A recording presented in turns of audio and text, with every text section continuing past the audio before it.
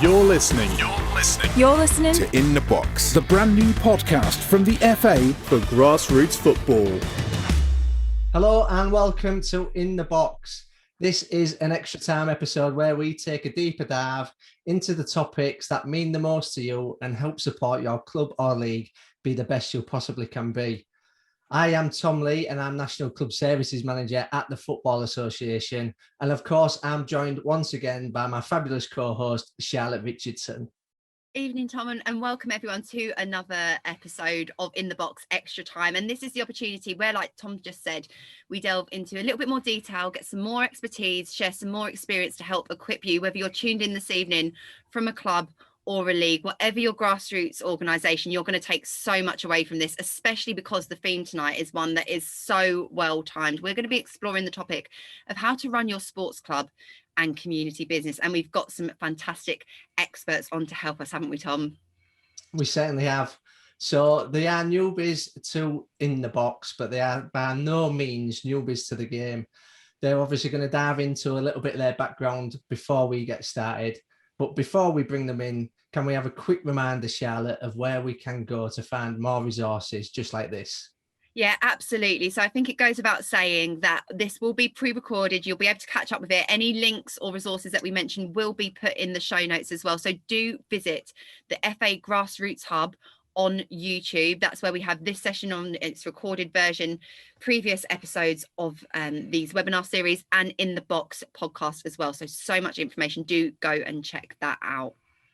So on to what we'll be discussing. But first, let's go welcome and say hello to both Jamie and Rus. It is time for kickoff. This is In the Box. Evening, Jamie. Evening, guys. Thanks for joining us in the box this evening. Can you tell those that are listening just a little bit about your background and what we can expect to talk about this evening? Evening, Tom. Evening, Charlotte. So I have an extensive background in the game, actually. So majority of my life, early life was playing. So I was fortunate to go through the sort of elite pathway and managed to get sort of into the professional game up till sort of 21, 22, where I then headed into the non-league scene. So I sort of spent sort of between 21 and 30 in the semi-professional game around the Midlands.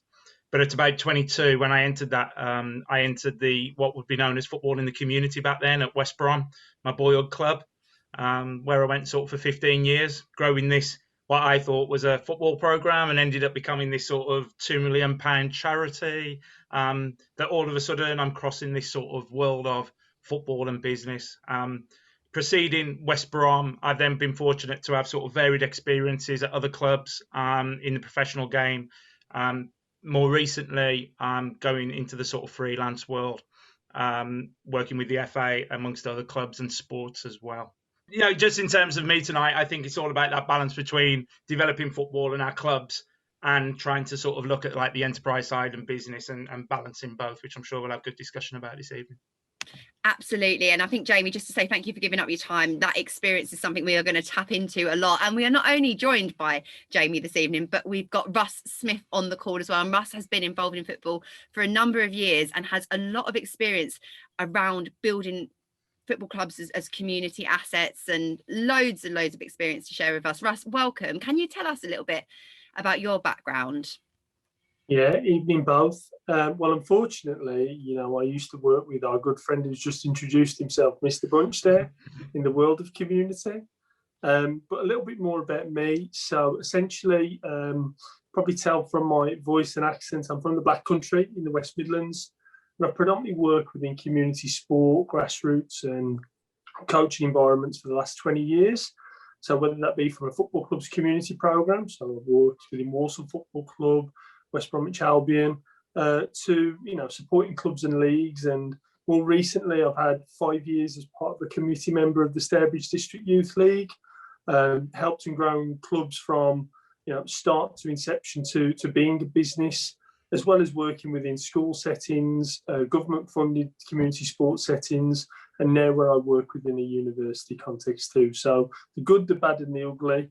Most of the jobs within community sport and community grassroots I've kind of worked, done and wore the T-shirt with. Fantastic.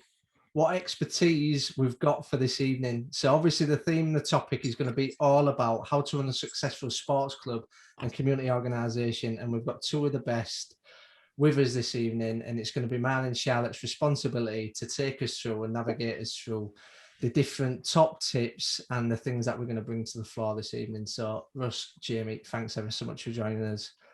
I want to start, if we can, Jamie, and we've spoke about it before offline. I want you to be able to bring to life that idea about why clubs exist and getting both the boardroom and the pitch right and everything in between, and what that means and what that looks like. I think, Tom, this could be sort of any sort of organisation. I think it comes sort of about leadership. That I think ultimately we're clubs and we're there to develop provision predominantly for young people or obviously into the adult game. So it's very much centred around sort of providing great experiences, football experiences. But the reality is, and I think, in this current time and certainly what's come out in the last few days, we have things like safeguarding, we have things like financial responsibility. And whether we're a small club with a couple of teams and we're just managing, the weekly subs, or, you've been taking sort of care of duty of care of young people, all the way to the sort of non-league clubs who've got, 40, 50 plus teams and, £400,000-500,000 of turnover, assets.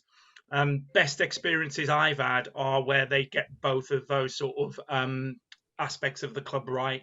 So for me, absolutely it centres on the pitch and it all has to be about a great experience. But if the boardroom is not right, the organisation, the leadership, a little bit of planning, and that boardroom in a smaller club might be a management committee, Tom. It might be as small as 8. It might be a one-man band, a sort of chairman who plays sort of several hats, right through to sort of a bigger structured, more formal legal entity. But if we get both of those right, I have the experience that from there, the rest of the things start to fall out. But if we don't get those two things right to begin with, then it becomes far more difficult to grow your organisation and develop your organisation. That's really, really interesting. And I think you've touched upon it there. And Rus, I'd like to get your thoughts as well in terms of an environment and a strategy for clubs, because there are differences, aren't there, between being a club and being a business. And when you have the turnover that Jamie's talking about, I suppose there comes a point in your journey where you have to make that decision and take some of the things that you learn from being a business environment into your club environment. You've worked across so many different sectors within the game. What's your thoughts on that? I think sometimes it goes back down to what can you achieve and with what resources. Often clubs who have a good turnover don't see themselves as a business because it's run on volunteer goodwill, but sometimes there's a straw in the camel's back with that. And looking at what can your outcomes be for the benefit of your club, your members, the wider community can often be a part that could help you raise future funds, develop new lines of work and business. But you need really to put that strategy together of what needs to be paid for and what can be voluntary. Because when we work predominantly with a club that's got a lot of assets, but done it all on volunteer goodwill, sometimes it needs that professionalisation, and that can be from within or that can be within partnership. And the most successful ones I've seen are the ones who've early on identified that actually we need to put some time and resource into this and make it more professional through either paying staff, working in partnership, or using networks where they can have a win-win. So in other words, things can be done for them in return for them doing things for the outside partner. And on that note then, are there any obvious triggers that you've found for clubs and organisations that have propelled that level of thinking of when they've needed to turn from more of that kind of grassroots sports clubs into perhaps a more professional business-led organisation? Yeah, I think the easiest way to summarise that one is those who have facility developments. So you go from essentially being a club where you might hire other people's facilities or use your own sports ground to where you might have been lucky enough to either self-fund or have some funding to develop maybe a 3G pitch or new facility. But that just then can't be run on volunteer goodwill. Sometimes you need to build in for that asset sustainability, sinking funds. So using it as a business opportunity to generate revenue that can benefit your members and your club and be longer sustainable is sometimes a key point where an organisation goes from a club into a business part of a club as well. Jamie, have you got any points that you would add in terms of those kind of triggers, or perhaps there are people tuned in from a league, from a club that are on that parasite, or have gone through this COVID situation and are striving maybe to learn some lessons and take some of those moments and build for the future? Yeah, and what I would say, Charlotte, for me, and I think I'm a real believer in starting with the why. And it's a phrase I know that it's been bandied out quite a bit, but why are we here? Why do we exist? And I think you really have to define that. So, Rus alludes to there the club that's gone on that journey and ready to go again. There'll be clubs coming out of COVID that has probably had some real roller coaster experiences over sort of 12, 15 months. That's on and off the field. So I think sometimes you have to sort of take stock of why you're here. What is your why? And then build from there. And I think if you can define your why, and then most importantly, get everybody on the page of what your club identity is, I think then you can take people on that journey far better than if you don't sort of identify what that real DNA, what you are about as a club, because you're all off on different pages. So for me, I think start with a why and really define what that looks like, and what it means, most importantly, to you as a club. And that's for not anybody else to tell you that. That is for you and your club. And I don't think it's for us as consultants or, FA or county FA or anybody. You know why you've come together, and what the purpose of your club is, what's a driver behind it. I think that's a really, really good point, because given what has gone on over the last year, 18 months, and what's coming ahead in the next few months, there's a real opportunity for clubs, leagues and organisations to take those lessons and really drill into what is it, like you say, they want to stand for. And there was a word that came up a lot in your answer, and that was people. And I just wonder how important leadership is. How can you form that at the very start to help with your longer term vision? So for me, I think if you've got everybody on the same page by sort of sharing whatever that is and where you start from, I think then it's a case of being clear and communicating that. So communicating it through your parents, communicating it through your players, and communicating it through your sort of external community, etc. And I do think that at the start of your journey, it's very much about pitching in. We beg, steal and borrow, don't we, as small clubs to get by. And there's a part for everybody to play, I think, in a small club. I think as you broaden that and you sort of maybe want to be the club that wants an age group a team at every age group, you want to go juniors and seniors, then I think you're becoming into sort of stronger leadership, and then you're looking at organisational structures. But from my experience, the challenge is keeping everybody on the same page. And going back to what Rus says, the best clubs are the ones who stay true to their why. And I always say, why are you growing? Why do you want to grow? Well, you started your club because you wanted to give great experiences to boys and girls from your local community. But actually, all of a sudden now you're growing, but you've got everybody coming from everywhere. And you've got some teams who actually want to be elite, you want to be another team who wants to be mixed ability. And actually, if you ain't careful, you lose your why. So I always come back to having a structure, having clear leadership, and then defining your roles within that structure. But I think for some clubs, it hasn't got to be this wonderful executive type business. I think we've got to be reality of what we are, isn't it? And for many of our clubs on here tonight, it will be, we all pitch in. And as long as we know who the leaders are and, who we're following, the Chiefs and the Indians are the sort of analogy I quite often use. We need both, don't we? I think that's really reassuring for those that are tuned in. And for anyone that's just joining us now, just to recap, we've got Rus and Jamie, two really, really experienced FA club consultants, and we're discussing the importance of community and how to run your sports club and community businesses most effectively. And the first part of our discussion was building that environment. And as Jamie's just alluded to there, how important it is, whether you're a club or a league, to identify why you exist and who you exist for, and perhaps utilising the lessons of the last 12 months to really refine that and to get your structures right, which I think is really important. And Rus, building on that point of leadership, creating opportunities, sharing and communicating a vision is really important as well. And I think perhaps, again, COVID has shone a bit of a light in terms of how important communicating values is. What would you contribute to that idea of how important people are when it comes to bringing a vision to life and explaining and what that why is to a wider community?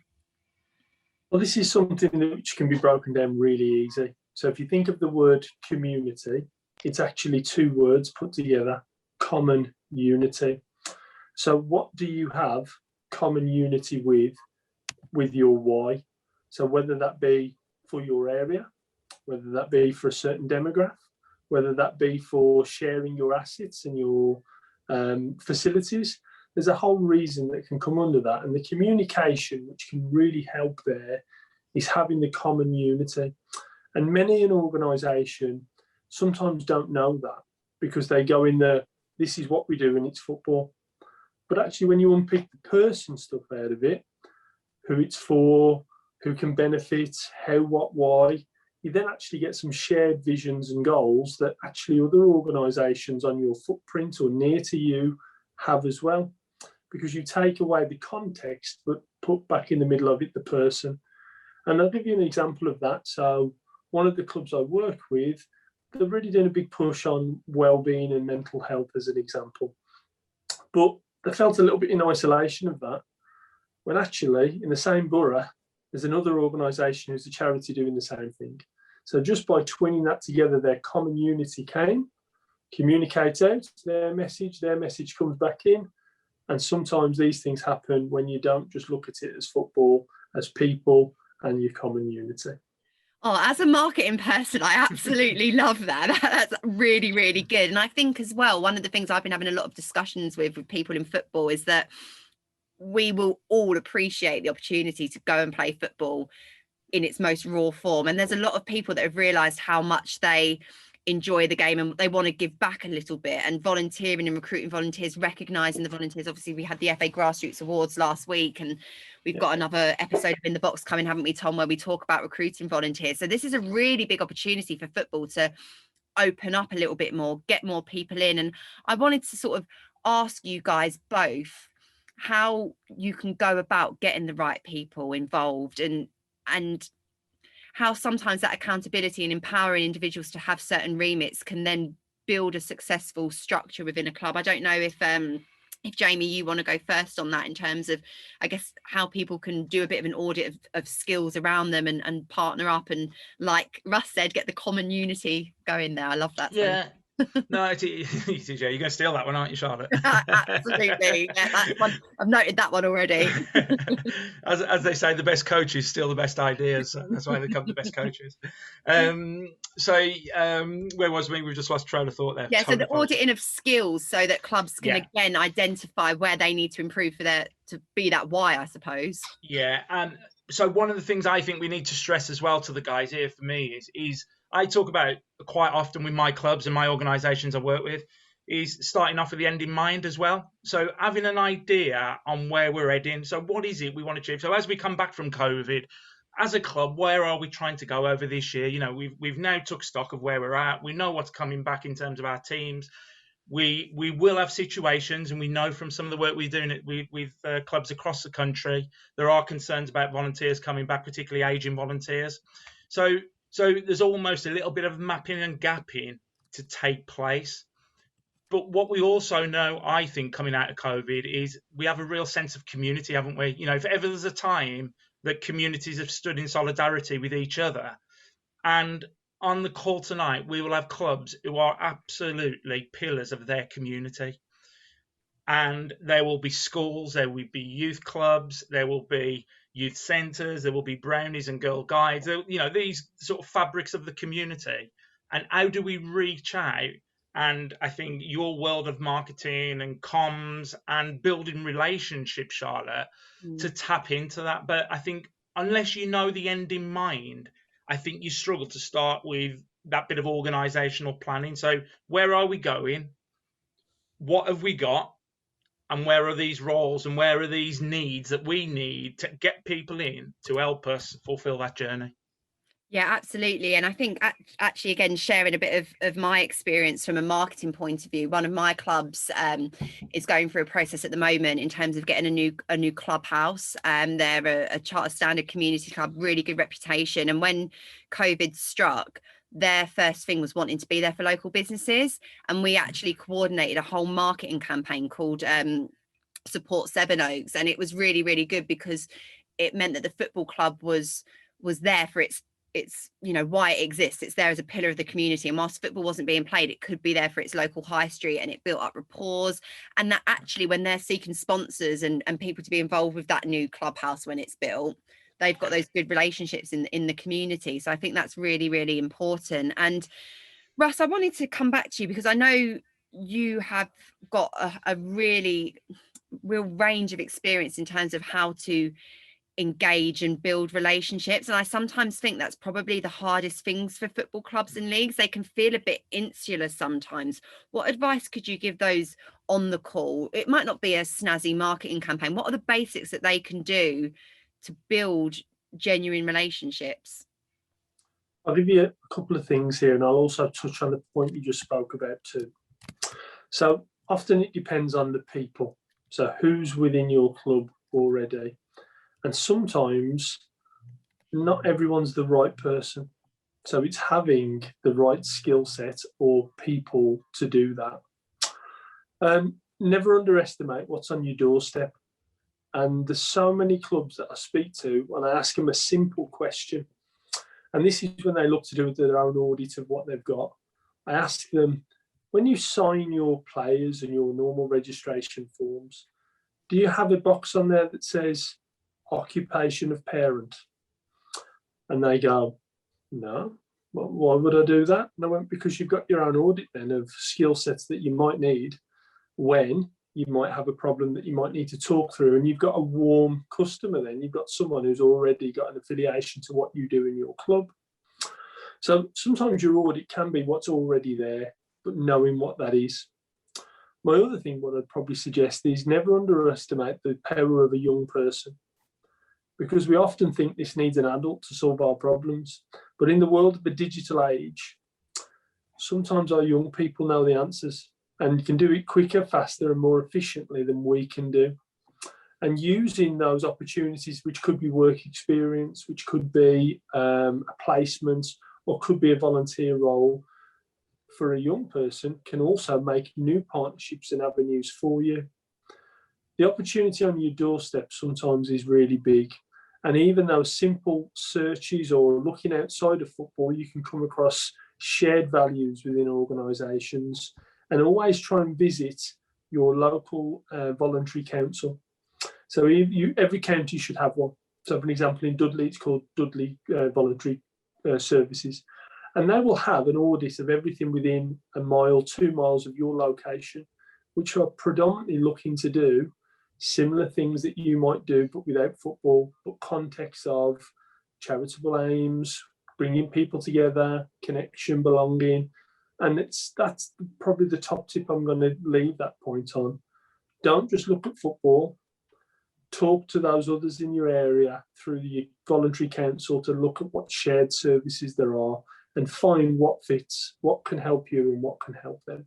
I think Rus makes a brilliant point there, Charlotte, in terms of some of the digital, because it's not the digital world that's changed. I think our everyday lives have changed, haven't they, as we come out of COVID? And how many parents now will be working from home and maybe, have different sort of working days and sort of different working lifestyles. And I think it would be really sort of a miss of clubs not to almost take stock of where they're, and get some real internal comms going now. This week, next week, as we get back into the sort of club environment, let's start making some internal, conversations with parents. And, I think you'd be pleasantly surprised. And all of a sudden people have got a little bit more time if they're working from home, and, they can have that little bit more flexibility in our lives, as well as probably taking stock of what's really important. And actually, you know what? I've got 2 children here, and I run my lads team. And I know if I ask the parents now, by and large, they'll find time to help me do something. And I think it's that sort of sense of community again a little bit, isn't it? I think we've all sort of took a little bit of a reality check. It's a warm lead. It's someone who's already within, and you don't have to sell your club to them because they have a connection through children, players, or whatever it might be. And so simple just to audit and collect your parents' occupation or skill set based around registration at club, or even make it a positive. One club did it as a competition.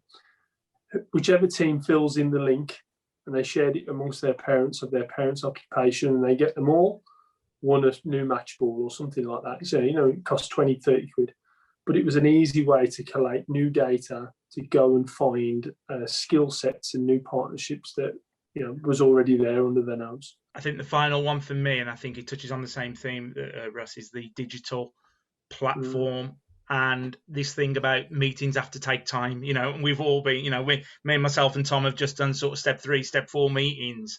And, one of the biggest things feedback is they're now doing meetings from across the country in one place at one time for an hour, sort of thing. And we've all got that, haven't we? So, the days of having to get together on Sunday evening for your club meetings, or, your board meetings on a Wednesday after work or whatever it is, I think those days will sort of evolve now. And I think all of a sudden volunteering might look slightly different coming out of it. So I totally understand there is real concerns about availability of workforce and maybe losing volunteers. But I think on the other side of the coin, I think there'll be other emerging opportunities for you to explore. And some of them, as we say, might be closer to home than you actually think. Embrace the young people to support that as well. I think it's a mindset thing in how we approach it as we come out of this. And if we approach it positively and seek them opportunities, then they are there. I think, Russ, you're absolutely spot on with your top tips there in terms of engaging the young people. We recently spoke to Sarah Nicholas, who was a previous FA National Youth Council member. She's now doing some fantastic things at AOC. She spoke ever so well on the most recent podcast all around the volunteers and the football family about how you can actually go and engage with them young people. And it's how they want to be involved and harnessing the passions that they might have elsewhere. So you talk there about the digital age. They do things quicker, faster, more efficient, as you said there, Jamie. Take that, use it and harness it. One thing that I will have to touch on as whilst we're talking about this is that everything does need to be GDPR compliant, obviously. And that information is there on the fa.com to support clubs and leagues. So we'll be sure to stick that information and them links within the show notes. If you're ready to be built to last, this is the podcast for you. Charlotte, Jamie, Russ, could you just have a bit of a rundown through some of the stuff we've covered so far? I think firstly, Tom, it really, the conversation began with Jamie making the point about building an environment, whether you're a club or league or whatever grassroots organisation you're from this evening, really understanding why you exist and who you're for, and not just in the now, but in the future as well. And the conversation then built on in terms of how you get that structure right in terms of your governance and your operations.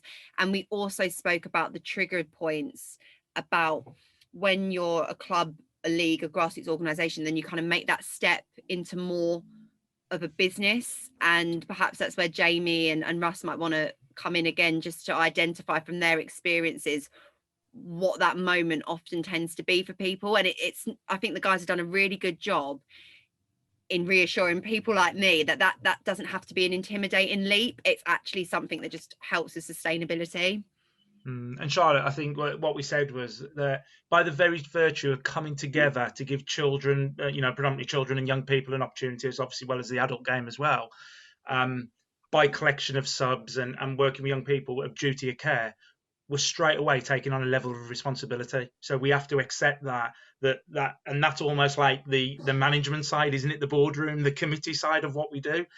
But ultimately, why we exist is about the football. And if we can get those two things right, and that's why I sort of say, if we can get the grass right and give the young people, in my case, it's always young people because that's who I volunteer my time for and who I work with on a professional capacity. But if we can give them a great experience, so we focus the energy around them, but ensure the leadership in whatever format. So if it's the small club with a one-man band, or it's the sort of, the non-league club with, a formal legal structure and a limited company, get those two things and put your energies in those two things, I think the other stuff starts to fall out with it, and you get those two sort of singing off the same hymn sheet. For me, I just mentioned, the common unity of it. So what's got partnership, connection with the same vision and values that you might have. And also sometimes you do need to professionalize, because you may have had a development within your facilities, within services you offer, or the land or the buildings that you have, that can also create new revenue streams to help out sustainability.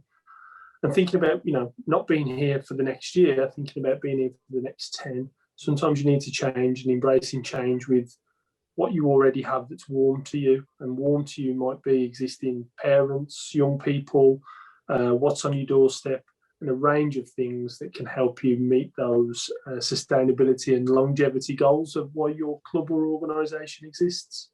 Yeah, I think that's a really good point. And we've already had a fantastic question just come in from the HRSA secretary saying, when you say who you are for, do you mean adult, youth, boys, girls, ladies, or vets? And that's a really good question. I suppose I'll come to you first, Jamie, but the point of asking yourself that who you exist for, I suppose it is to provide that focus somewhat. And it might be that you're there for all of those groups. You might be a club aiming for community charter standard, in which case you are providing for all of them. Or you might be a league that's bespoke to veterans football. What would be your initial response to that question? I think it's up to you to decide who you are, and I don't think it's for anybody else to dictate whether you are the biggest club or the smallest club or the biggest league or the smallest league. You're giving up your time predominantly. The vast majority of people connected to the game at this level give it up for voluntary time. And I don't think it's for anybody externally to try and dictate that to the board. What I say from my experience, where it often goes wrong and where we hear of clubs sort of falling apart or there's internal issues, it's when they've come off the same page. So if they started off as a mixed ability mini soccer junior football club, but then all of a sudden, you've got somebody in the club wanting to go through the ages and start another section, etc. And that's where we go back to just ask yourself, why are we here? And if it is that we want to be a brilliant mini soccer club and we want to do, 7 to 11, and that's going to be our focus for boys and girls, fantastic, but be brilliant at that. I think where I sometimes see is this thing about organic growth, because we are, I say, and this is how I describe our clubs that we work with across the landscape. We are on one day a football club. The next day we are a social enterprise. And the next day we have to be a business, don't we? And somewhere between both, we're almost, and in that we might be a bit of a school as well, because we're trying to develop and educate young people. And our people who are running these clubs, that's a hell of a responsibility. And that's why I always just rein it back and just make sure you don't run or don't go too quick. And just always ask yourself, when you make a decision, why? Does that fit in with what we're about and why we exist? Jamie, that's absolutely brilliant. And I think we see a lot of stuff, obviously, across social media, different platforms, and you look at successful business and organisation, they're really clear in being able to communicate and understand their why and why they exist. So you think about Simon Sinek and how he talks about Apple and businesses in that sphere, being able to effectively communicate their why is just something that we potentially need to encourage within our clubs, to make sure, as you say, we remain core to what we're delivering, and everything revolves around that. Yeah. And Tom, I think one of the big discussions I hear, and I've got a lad under 14, who plays in the Junior Premier League, and so he which is a league, for those who don't know, is probably sandwiched between the mixed ability and the academy system. But we've always been clear at the club I'm at is that we're operating at that level, and these are the sort of rules that we go by. Now, it's not for me or any other parent. It's the club and the youth section where he plays that sets that. And likewise, if another club is mixed ability, and round here in the Birmingham Black Country area, Sunday football is the mixed ability junior leagues. If a club says we are mixed ability, but a parent, and this is a common one, well, my boy's better and we want to bring in better players. Well, actually, no, because the identity of why we exist is we are a mixed ability club that said we want to serve our local estate, and that's what we're about. Now, who's that parent or who's that coach or who's that, whoever it is to say you shouldn't be, we should be bringing in better players? No, we shouldn't, because our identity is who we are and what we stand for, and that is us being inclusive for our 12 players at under 11, under 13, etc., whatever that is. So I think it's really key that you're quite strong with that. And from my experience, the best clubs, the best run clubs are the ones who keep on the same page and keep it, not just the players, the parents, the volunteers, and they understand why they're all there, and they respect, most importantly, they respect everybody for that as well. Yeah. If I may, Jamie, just touching on what you just said there, I think we all have a bit of a responsibility in recognising that if that situation does happen and you stay in core, there is going to be a club or a competition offer out there for that individual and that parent to go elsewhere and seek, and we can connect them dots for them, and they can go and then have that experience elsewhere rather than hindering your core values and why you exist. And Tom, my answer to that is, and I've been there as a parent coach, go and have that experience somewhere else. And I say that, whether you are a league, and I know leagues have this challenge a little bit, we want 6 of us to go off and, we're better than the rest. Okay, well, if you're better than the rest, go and find somewhere else where, it services your needs. We as a league stand for X, Y, and Z. So I think we touched on earlier, Charlotte mentioned about leadership. That's when I think your leaders have to step up to the plate, don't you? Because the day that you've got parents or the people making the noise, as we say, those on the outside dictating where your club goes, I think you're heading for sort of, a little bit of anarchy, because it could end up going anywhere. You've stepped up to take responsibility for duty of care of those young people. You're responsible for the running of that club. That's why you're chairman. That's why you're club secretary. That's why you're the treasurer, etc. You're then afforded the obviously the responsibility and the decisions to sort of run that club. And I think the most important thing is, as long as you communicate that with the parents and your people internally, you don't have to try and prove yourself to anybody.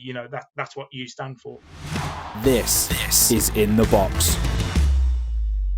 I'm going to get into a bit of the practical stuff, so the processes around things and just some of the top tips in that type of space. So I'm going to bring one question straight in that's literally just popped in, and Julie Coville's asked about hearing about more best practice in clubs in terms of communications, both internally, so when obviously across your execs, your committee, your coaches, parents, players, etc., and then externally, so them external organisations that you spoke about, Russ. How do you keep people up to date, from the borough, the park users to the community groups? What methods are out there, and should there be some consistencies across the two?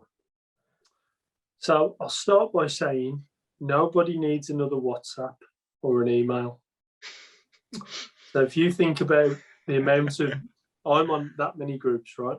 But sometimes data is just something else as part of your day. You might not read it or process it.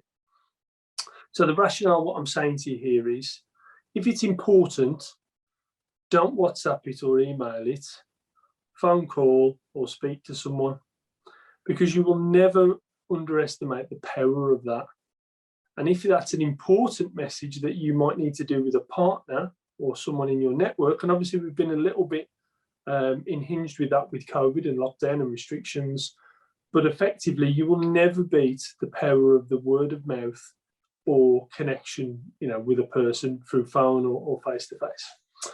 So don't just think it's another email I've sent and it's done the job. Sometimes it doesn't, because lots of people get emails and WhatsApps.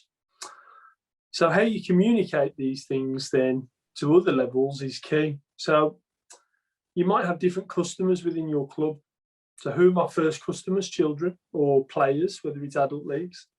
Who's my secondaries, which could be parents, which could be grandparents, etc. You might need to think about your communication methods with both. So a really good example I'll give you is, my children both play in grassroots football clubs. One of the club is a massive club with 60 teams.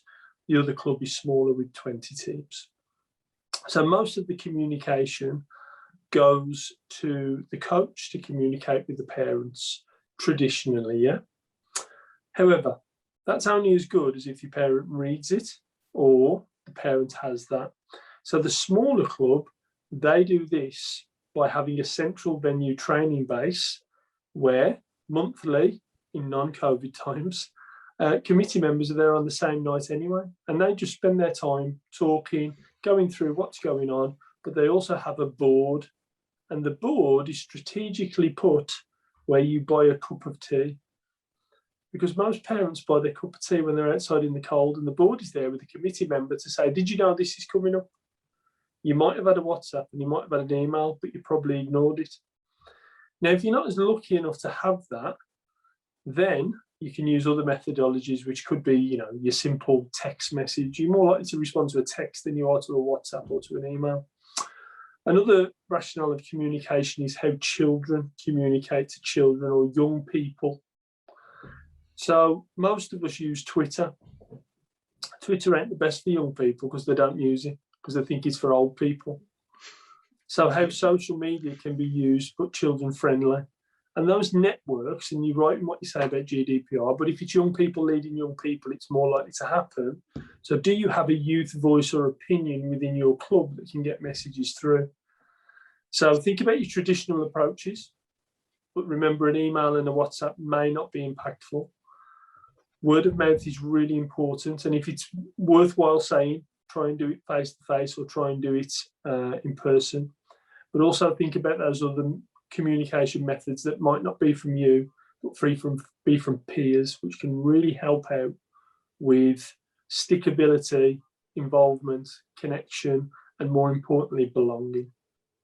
Russ, absolutely fantastic answers. Sorry, Charlotte, I thought you might have frozen on us there a little bit. Sorry, no, I'm still here. I'm engrossed in it all. No, I think as well, I was just listening because it was taking me back to some of the stuff that we've spoken about, and there's webinars on the FA Grassroots Hub for people tuned in that want to know a little bit more about effective communications, because I think, Russ, you're completely right in the fact that there are traditional means that are really effective, even just simply having a good up-to-date notice board by the T-bar, but also making the use of digital communications as well. And I think there's a real fair balance to be had there. And moving the conversation on slightly, one of the things I've got on my list here to talk to you guys about, we've spoken about environment, we've spoken about people, talking about processes. Quite a lot of people tuned in this evening or catching up on our conversation will be those probably in a bit of a space about business versus football development. And I just wanted to ask you both, maybe Jamie, if you wouldn't mind answering first, about how you put those plans in place and what templates and formats can be quite useful to people tuned in. Okay, Charlotte, I think one of the things we have to stress as well, I think when you start talking business plans and business to some of our clubs on here tonight, I think it's a scary world of, I've given up my time a little bit. I think we need to put that out there that, if you are that person with, half a dozen teams and, you're just starting out at the very start of your journey, a plan can be something on a one-pager. It can be something that, happens around, the local coffee shop where you've got together with your couple of parents, you started your club. And so I don't want people to think that you're going to be sort of this avalanche of business plans that are 12 pages of SWOT analysis and stakeholder relationships and cash flow forecasts.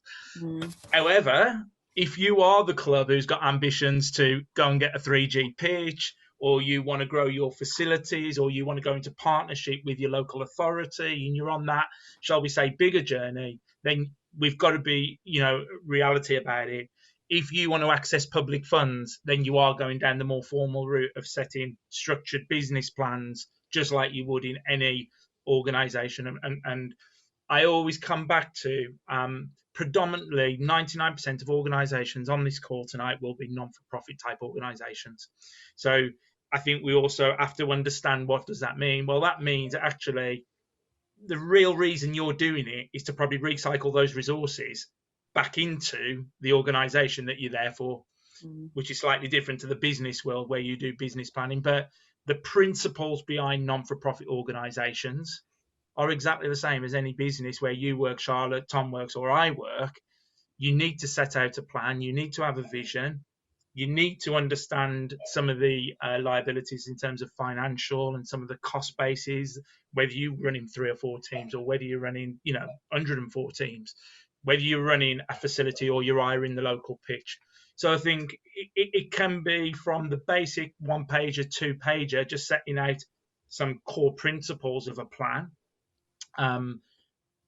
your money, your people, your sort of destination that you want to go to. But then if you're going in towards that bigger sort of non-league end of these sort of 30, 40, 50 clubs, then you might start to looking at 2-3 year plans, which take, a bit more, far more comprehensive. What I would say is there are plans out there through the FA, and I'm sure there's resources available that the guys will know about by the end of this call, that the FA is here to support them with templates and, different types of structured guidance and advice that we share with our clubs, and I'm sure it's out there for the wider club landscape. I think, Jamie, you make a good point. So some of the clubs on the call won't know what governance you can have because they've always been a club. So they don't know what a community investment club is or charitable status entails, etc. And the FA Club Structures Guide is there to tell you the pros and cons of that. So, for an example, if you are looking to take monies through services or provisions, as an example, a community investment club, get me words out, community investment organisation means that you don't take profits out, you put them back in to your organisation. So sometimes it's quite scary that you don't know. And a club I was working with recently were trying to look at how they can, professionalise in some way to have a better structure to be able to pay people, whether that be through expenses, whether that be through grounds care or whatever. And that guide's been really useful as a help for clubs who predominantly, as Jamie say, are going to be just constituted sports clubs, and that's fine. But if you've got new things happening and developing, you might need to look at your structure to help and support that. I think as well, it's just worth reminding people that all the resources and stuff like that we've listed and spoken about over the last sort of 50 minutes or so will be on the show notes as well. We've got about 10 minutes left of this call, so please do make the most of our Q&A function if you've got any questions you'd like us to ask Jamie and Rus. And I think one of the things that we perhaps haven't spoken about in as much depth, we've spoken about the importance of network and reaching out to parents and stakeholders. But Rus, I'd be really keen to get any advice that you could give in terms of the importance of partnerships and what they look like and what their purpose can be for football organisations tuned in. Yeah, partnerships is something that's does it align back to your visions and values, or what I said, your common unities? And in your organisations and areas, I'm going to talk in the world of sport first, that often your active partnerships do nothing with you football clubs because you've never come across them. You've only ever come across your county FA because they're the ones who kind of send you emails, fines, bills or whatever. And your active partnerships at present are there's one in every county, and they're looking to grow participation specifically for underrepresented groups. Whether that be through strategy of Sport England or local funds, etc., you can really help them do that. So you'd have a shared vision, whether it be through female game development, whether it be volunteers, whether it be through underrepresented groups, however that might be. So sometimes in the sporting world there are partners, but otherwise you might be looking at those organisations that actually want to work with people, but just in a different context. And one such club example I will give you, so a large club, 40, 50 teams, actually they're really close to a car dealership. And the car dealership really wants the customer forever, not a customer for now. So they did some shared work by really just giving opportunities to sit in their cars at the tournament. So they parked a few of them up, linked it in, but lo and behold, some of the family members worked there, some of the people had opportunity, then it became a sponsorship, then it became an opportunity for open days and shared work, because everyone wants a win-win. No one wants I win and you don't. So what can you offer them and what can they offer you? And that's a partnership then. And that's the bit to decide first, where you're geographically set and what your visions and values are. Can it be something for tomorrow, not for something just for today, that you get an easy, quick win? And you'll tend to find a lot of clubs will look for, we need a sponsor, but don't care who and why and how. And if that could be a sponsor for 10 years, it's actually a partnership. They can benefit through your clubs, your visions, your organisation, network and members. So making it a shared goal can really help out to grow that partnership as a top tip. Top tip indeed. And I'm just thinking if we've got any more questions or anything like that that's come through, Tom, that we want to get through, because I'm conscious we've got such expertise here to make the most of. I think, yeah, we've got one from Hamza that's come in saying, which is obviously quite a key one, and I'm making an assumption here in terms of who he's referring to, but it's asked, how do we keep everyone motivated? And I suspect Hamza might mean the sort of the committee and the people that are giving up that time towards that shared vision. How do you keep people on that path? One club, what I had this conversation with straight away, and there's nothing wrong with incentivising doing extra for your club, whether that be a committee role, whether that be a leadership role. Sometimes that can be in kind or financial. So for an example, this club in particular, they were seeking new committee members, but we're giving it the hard sell. Oh, we need a new committee member, and most people thought, I don't need another 3 hours in a room or Zoom calls to do that. But by getting, could be you get a coat so you can watch the football warmer with your kids, or B, you could have a discount on your memberships or whatever it might be, but also use it as the incentive and sell the positives rather than we just need someone to fill this role, can really help out. And the motivation then comes through the rewards of doing that role. And sometimes, I think we've been away, haven't we, for 3 months really. And it's really easy. And I have a lot of people at the minute go, oh, I've lost the will to coach or be a committee or whatever it is. I think you just got to get back to it. And maybe it's a good time to start afresh of why do we do it? How can we make it better? And what things can we kind of build from, intrinsic motivation of why we want to do it rather than the outside stuff that sometimes puts us off. I think you're so right there, Russ. And it is a massive opportunity returning to grassroots football in the next few weeks. And one of the clubs I'm working with, we're actually building a bit of a comms plan in terms of a massive recruitment drive for volunteers, because I think people's motivations, those intrinsic values have probably shifted a lot over the last 12 months. And the club acknowledges that there's a lot of young people that are missing out on skills experiences. A lot of people being placed on furlough. Some have unfortunately lost their jobs and been made redundant, and they could be filling that time in a really constructive manner, diversifying their skill set, but also speaking really, really openly, building a sense of self-worth again, because we do get that from sport. That's a massive motivator, I think, probably for each of us and a lot of people on the call. And I suppose that's a magical ingredient, Jamie, to make the most of and utilize. And it comes back to that very question that you said at the start. It's the why. Charlotte, without the volunteers, you've got no club. So if we haven't got the 6-8 people who run our committee at the club I take my boy to, and then the 12, 20 coaches who are out there doing the green grass work, as we call it, we have no club. And I don't think there's anything wrong. And there's a right time to drop that card in occasionally to the parents and to your stakeholders that, look, if we all don't step up here, and there's a role for all of us, how small that is, that might be just, collecting the subs on a Saturday, it might be as simple as that, or it might be, being the assistant safeguarding lead or something like that. But everybody can contribute something. And when we talk about motivation, there's nothing more demotivating than the same people doing the same roles and taking more and more on. And unfortunately, there is a reality of responsibility that comes with this, isn't there? There's an accountability of being a chairman, a secretary. So I think it's absolutely essential that more of us do less. And I think that's the world. And I think it's so important in your world of communications and marketing, Charlotte, we get that message out there. We're better off having 20 people doing a bit than 10 people doing a lot, because we know that has a sort of a life shelf of impact, shall we say, in terms of positivity and contribution.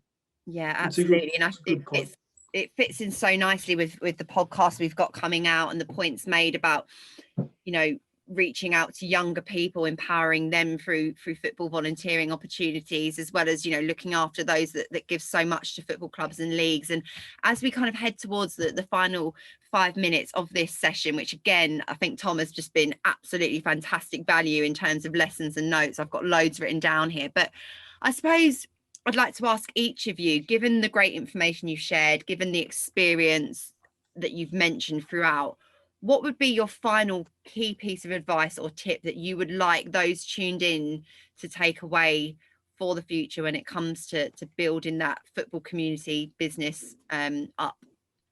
Jamie, I'll come to you first. Yeah, so for me is be clear on where you're going and what you're trying to achieve. You know, what is the goal for you as a club? And I start with the grass, because if you understand what you want to build within your club, how many teams, what ages, boys and girls, etc., from there, you will then be able to start forming a plan. But stick to it. Ignore the noise. Don't get railroaded onto something else and start going.